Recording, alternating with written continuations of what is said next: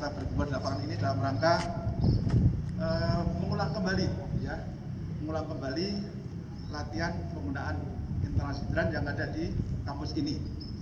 Kalau tidak salah dua tahun yang lalu Bapak-bapak dan saya juga ada di tempat ini dalam rangka menambah keterampilan kita untuk bagaimana kita bisa menggunakan hidran secara cepat. Karena kita tahu bahwa instalasi hidran yang terpasang di sini adalah digunakan untuk memadamkan bila terjadi kebakaran. Namun demikian harapan saya, instalasi hidran yang terpasang di sini bukan untuk memadamkan kebakaran, cukup untuk latihan seperti ini. Itu sifatnya untuk berjaga-jaga, untuk antisipasi. Tapi mudah-mudahan tidak akan terjadi kebakaran sebenarnya, tapi cukup untuk pelatihan seperti ini. Bapak-bapak sekalian, bahwa kita tahu kebakaran itu suatu peristiwa aktif yang bisa menyebabkan harta maupun jiwa manusia. Oleh sebab itu, untuk tempat kerja tertentu, gedung tertentu, itu perlu dilengkapi dengan sarana proteksi kebakaran. Nah, sarana proteksi kebakaran itu ada beberapa jenis. Ini review aja mungkin Bapak sudah tahu, tapi ini hanya mengingatkan kembali. Yang pertama, yang sering kita lihat, yang namanya APAR, alat pemadam api ringan. Itu di tempat-tempat tertentu, di sini terlihat adanya tabung dengan warna merah. Itu namanya alat pemadam api ringan. Nah, alat pemadam api ringan ini fungsinya adalah untuk memadamkan mula terjadinya api. Jadi begitu ada api, alat APAR inilah yang kita gunakan untuk memadamkan. Nah, terjadinya api itu disebabkan karena ada 3 unsur. Yang pertama, ada bahan yang terbakar. Yang kedua, adanya suhu. Yang ketiga, adanya sirkulasi udara dengan konsentrasi tertentu. Itu bisa menunjukkan api. Nah, kalau api yang tidak kita kendaki terjadi di tempat kerja, APAR inilah yang kita gunakan untuk memadamkan api. Nah, sedangkan APAR itu ada beberapa jenis, Pak, disesuaikan dengan klasifikasi kebakaran. Nah, klasifikasi kebakaran itu ada 3 pada umumnya. Yang pertama, kelas A ini adalah benda padat yang mudah terbakar. Contohnya kayu, plastik, air dan sebagainya. Nah, itu juga APAR harus sesuai dengan peruntukannya. Yang ketiga adalah kawat yang bertegangan atau listrik, Pak. Nah, bahaya kebakaran ini ternyata hampir semua tempat kerja, termasuk tempat tinggal kita di rumah, itu juga risiko ada. Karena biasanya sekarang listrik pasti ada, kompor ada, terus LPG ada. Nah, itu merupakan potensi terjadinya kebakaran. Nah, kalau di gedung ini yang potensi paling besar kalau saya lihat adalah karena listrik. Di sini semuanya menggunakan listrik. Nah, kebakaran akibat listrik itu ada beberapa penyebabnya. Yang pertama, sebagai contoh saja, yang pertama mungkin adanya sambungan yang kendor, Pak. Jadi sambungan yang kendor itu pada titik tertentu itu biasanya suhu akan meningkat. Suhu akan meningkat, makin lama makin meningkat. Nah, kalau ini dibiarkan, kebakaran akan terjadi manakala di sekitarnya ada benda padat yang bisa terbakar. Itu karena kendor. Terus yang kedua, barangkali juga adanya overload, kelebihan beban. Dari setiap tabung antar atau kabel itu punya kemampuan antar arus tertentu, Pak. Nah, ini indikasinya adalah apabila kita pegang kabel pakai tangan kosong ke panas, ini indikasi bahwa kuat antar arus dalam kabel itu melebihi.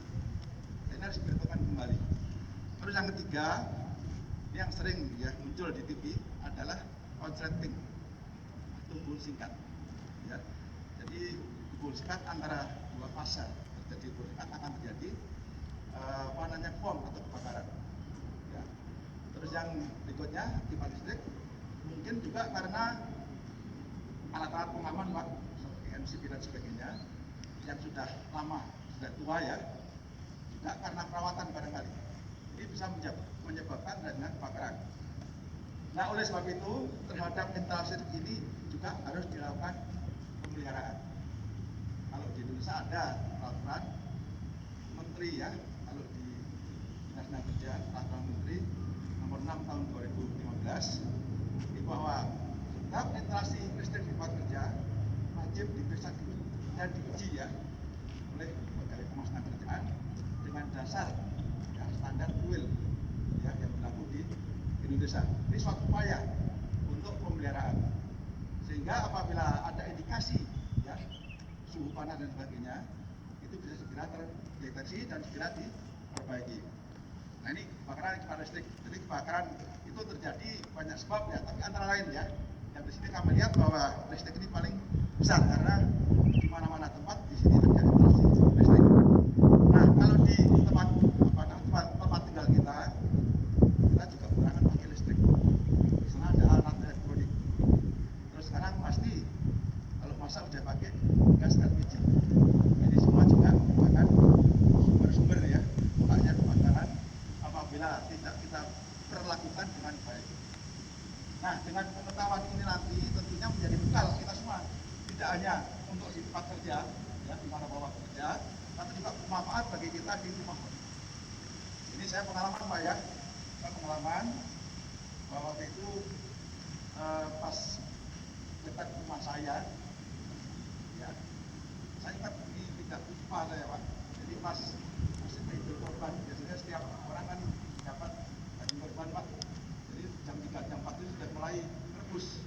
Nah di dekat rumah saya itu ada bapak yang bersepuh rebus apa namanya daging kurban pakai kompor, yang minyak sudah habis, kompor dalam keadaan nyala diisi Pak. Itu pun dia pergi. Nah waktu itu saya dari jauh, saya melihat dari bawah pintu yang kecil warna merah, intin saya mengatakan itu api. Nah dari situ Pak, saya terus mendekati kompor, ternyata api sudah tinggi Pak.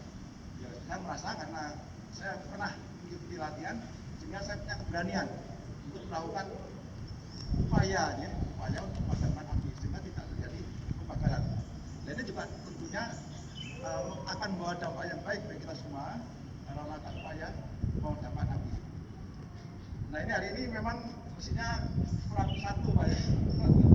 Ini banyak par, ya, banyak par. Mestinya dalam latihan ini juga bagaimana cara kita menggunakan apar. Saya begitu Pak, tapi tahun depan barang ini Pak ya.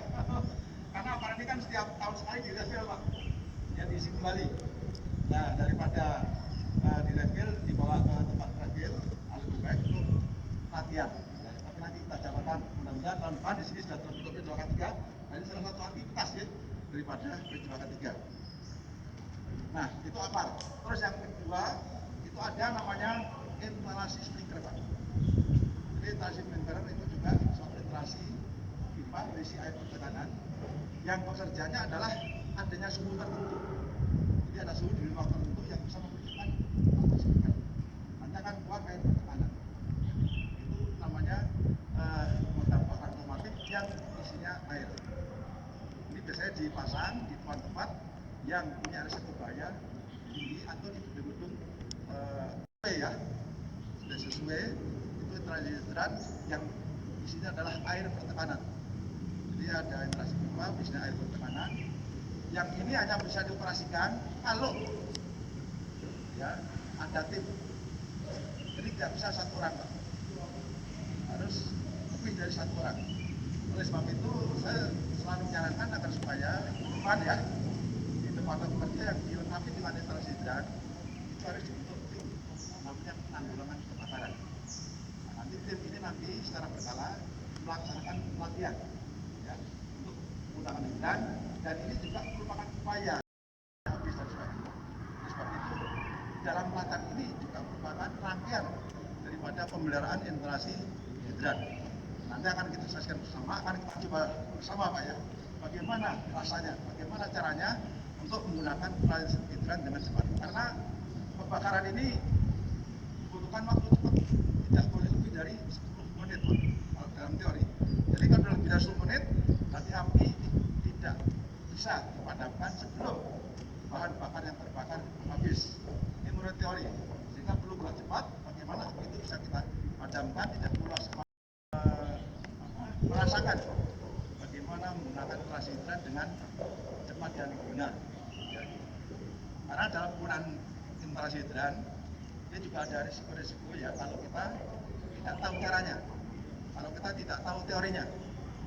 Jadi suatu instalasi dengan tekanan tinggi, Pak, kalau kita tidak mampu, ini akan bahaya. Oleh sebab itu sangat baik sekali bahwa hari ini sudah yang kesekian kali ya dari pihak universitas mengadakan latihan penggunaan instalasi hidran.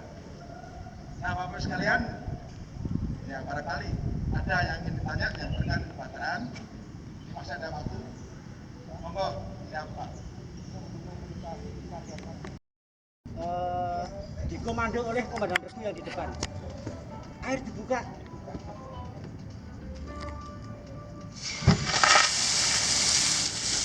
Misalnya seperti ini.